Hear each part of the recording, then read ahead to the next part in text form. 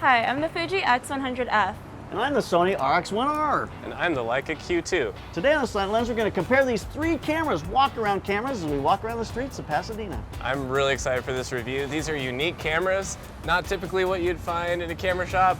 They have fixed lenses. This is a 28mm lens on a full-frame camera. I've got a 35mm lens on a full-frame camera. And this is a 23mm lens on an APS-C sensor. So three very different cameras, very different in price range, that's for sure. Yeah, we have like $5,000 camera here and a $1,300 camera here with the Fuji. About a $3,000 here, well, just under $3,000. So we got a real range on these, but these are cameras that you're going to want to put in your pocket and walk around the streets with. Thanks to Borrow Lenses for sponsoring our segment. Borrow Lenses is a great service if you want to try out gear you don't have, or maybe you want to ship gear to a location you're traveling to and you don't want to carry it on the plane. It's also a great place to get a piece of gear you want to test out, see if you want to buy it or not. So let's get to our first test here, our picture quality test. Okay, so here's our picture quality test. The first thing that strikes me is they all look pretty similar for being, $4,000 in difference. Obviously, the Leica has a little more of a angle of view because it's a wider lens, 28mm, and we adjusted for distance to try and keep her the same size in the frame. The Fuji feels kind of a little bit washed with the color, like everything feels very magenta red brick colored to me. So yeah, color separation I don't feel like is quite as good with the Fuji. The other two look honestly almost identical. Very similar. Yeah. Yep. Leica has a little bit more yellow, it feels like. Yep. Looking at the brick, looking at her coat, but very similar. Something interesting to note though is there is moire on both the Leica and the Sony. If you look really closely at her lapel here, you see moire pattern from her. Strong moire pattern. Yeah, you don't get that with the Fuji, and I'm not sure why that is. Lower megapixel count, I don't know. That's interesting. That There's is a low interesting. pass filter, no low pass filter. Yeah, maybe that's it. Maybe these two don't have one, or maybe it's the X-Trans sensor because it has a different pattern. It's not a bigger pattern. The Fuji obviously is lower resolution because it's lower resolution. The Sony and the Leica should be pretty close, but we looked through several sets of these, and to my mind, the Leica was the one that got the sharpest. There were a couple where she was moving and stuff, but this one looks sharper to me than the Sony. The Sony we didn't really find one that was really tack sharp on her Didn't face. seem like it. Although if you look at her hands seem really. So it seems like even though it had the face detect on, it seems like it's focusing slightly forward on her hands. So here we're going to do the dynamic range test. What we like to do with this is we have this scene with Clio. We have this bright wall on the left, darker brick on the right. We've exposed with a light meter, reading the incident reading from the light in the scene. And we've set it the same to all our cameras. And then what we do is we ramp up and down on the aperture and the shutter. So we overexpose the image and then underexpose the image, and then we're going to take it in post and see how much detail we can bring back to those improperly exposed images. So that'll give us an idea of how flexible the dynamic range is for each camera. So we're going to try to recover all of these. So even though they're over by 4 stops, you're going to try to get that as normal looking as possible. I really like this scene because the blue sky and the red brick provide some colors that really change from camera to camera. Yeah. So you can take a look at the color, how it shifts as you over and underexpose these. All right, so let's look at the dynamic range test. All right, starting at proper exposure. Again, all looking similar. This is auto white balanced, so there are some differences in the color and stuff. Yeah, we're not really looking at we're not really right looking now. at that We're looking much. at highlights to shadows. We see great. The clouds in the background are holding. That white wall on the left is holding. Yeah, they're all doing really well here. Doing very well. So let's see what happens when we start moving down the scale. So underexposed here.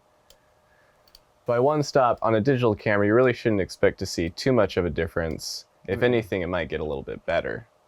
It's really looking fine. We still see the clouds. We still see the wall. Let's see what happens at 2 stops.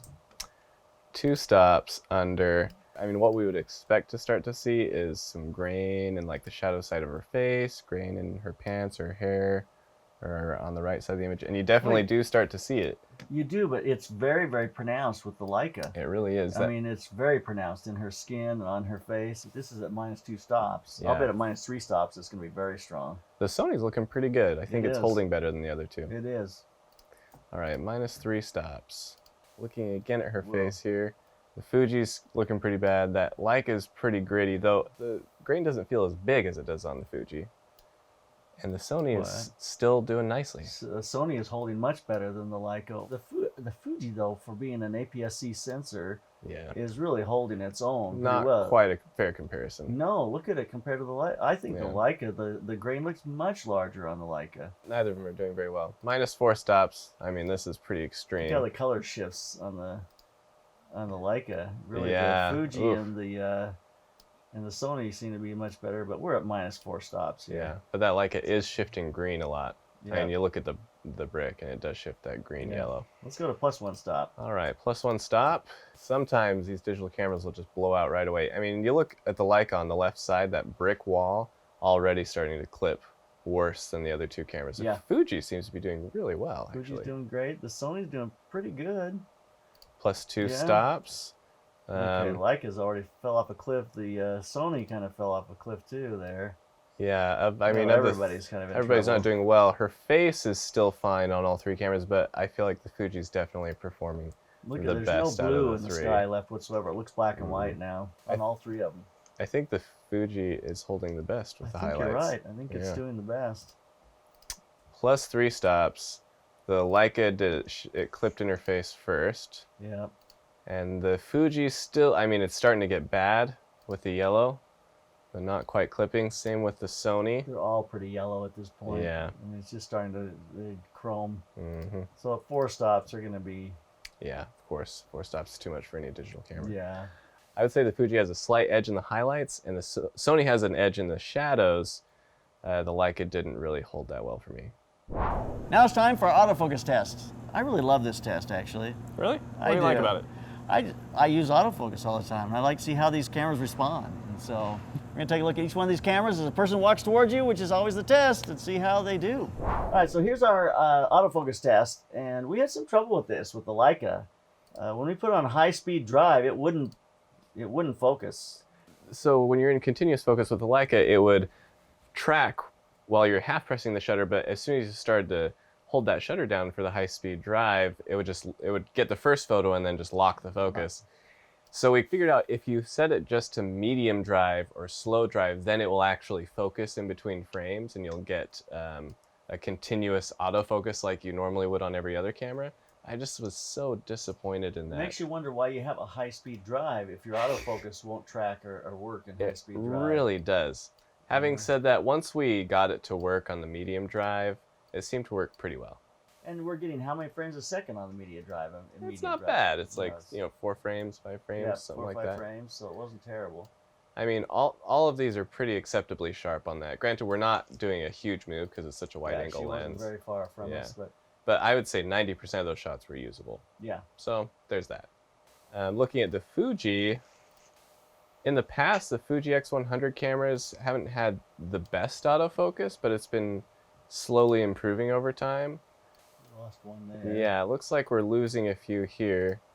We're missing a fair number here, actually. This is a tough test for cameras where you have somebody walk straight towards the camera. It tests several things. One is the buffer speed. You know, can the camera keep up, or does it just finally just buffer out and you have to stop? Yeah.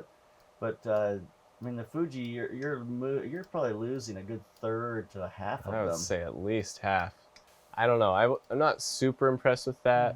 These cameras aren't really sports cameras, so you're not necessarily going to be doing this kind of stuff. It's a walk around. But having said that, if you're doing street photography and you're walking and you see someone walking towards you, it'd be nice to be able to just kind of snap 5 pictures and get at least 4 of them in focus. Yeah. Let's take a look at the Sony. Sony should be good in this category.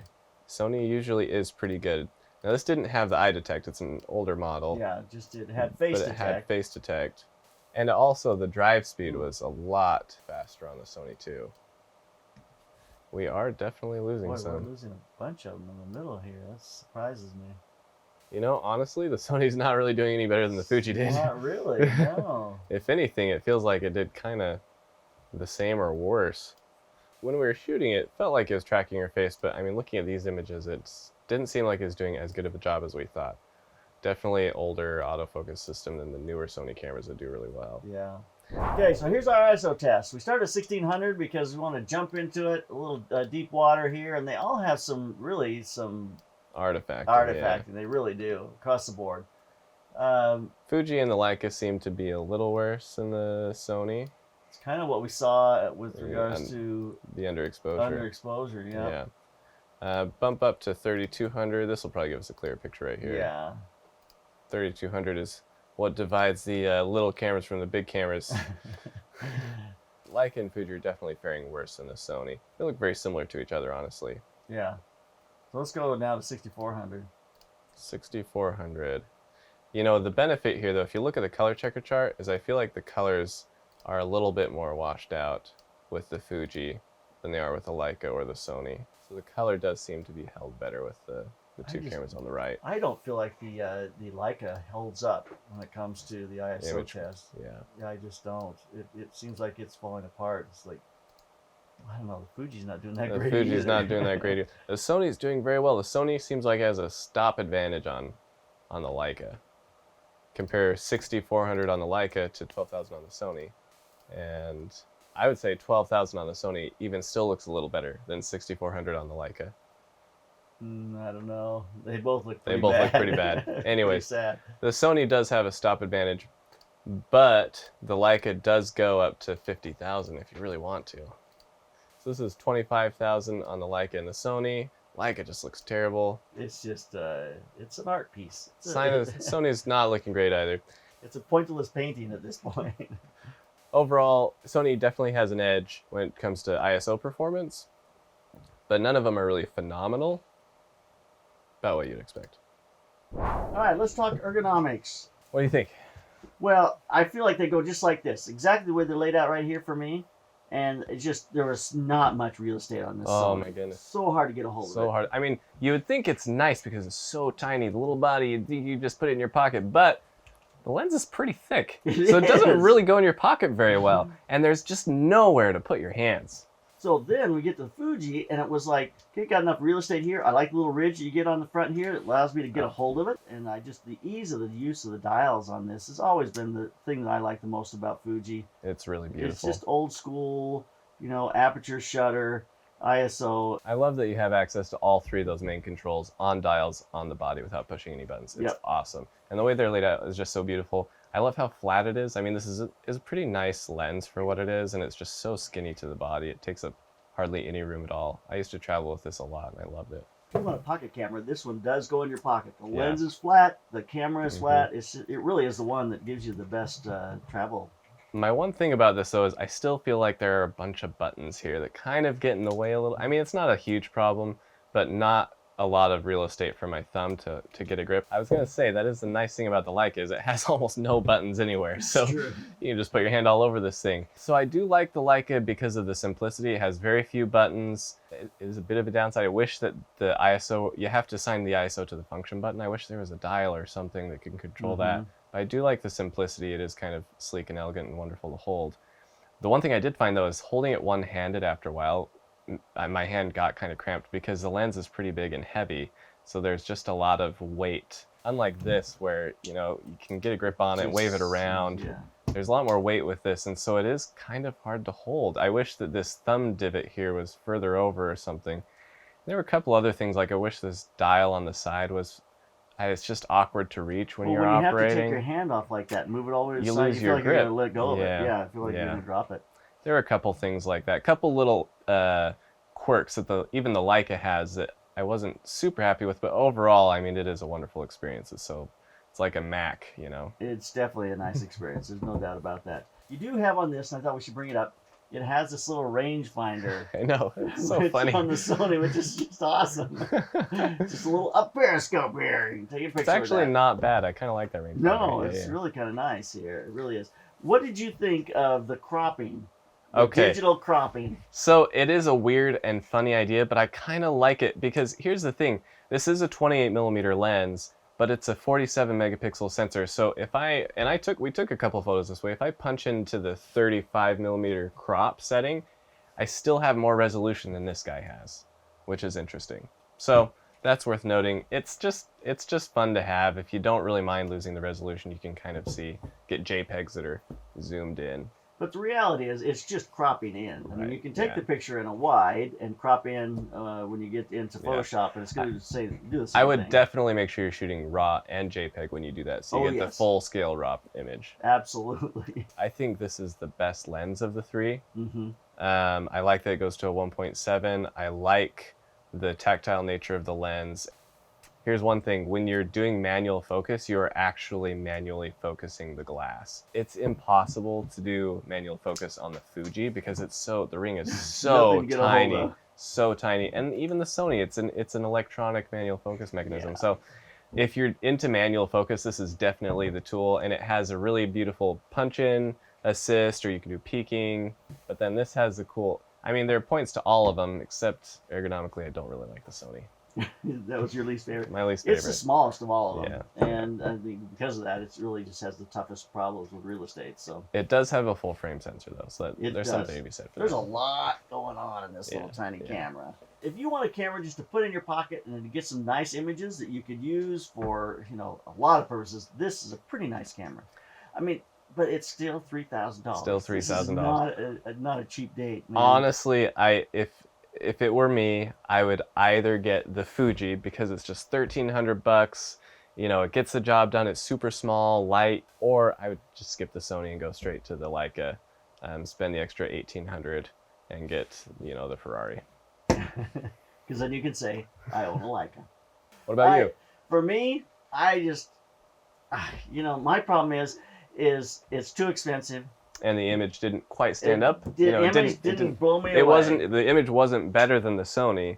It wasn't even better by a little bit. It was worse in some ways. Yeah. So.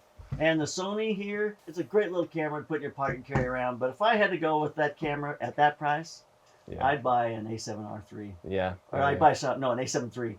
Yeah. And I mean, that's a pretty small camera, and put a small lens on it, and I would carry that around. And I think you get a much more bang for your buck.